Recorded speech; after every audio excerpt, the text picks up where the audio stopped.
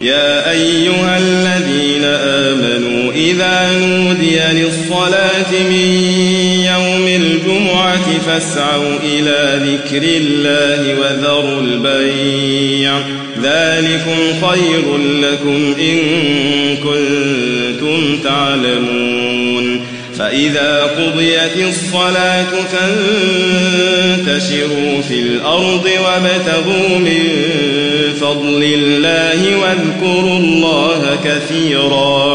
واذكروا الله كثيرا لعلكم تفلحون وإذا رأوا تجارة أو لهوا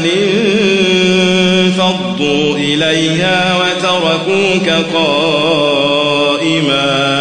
قل ما عند الله خير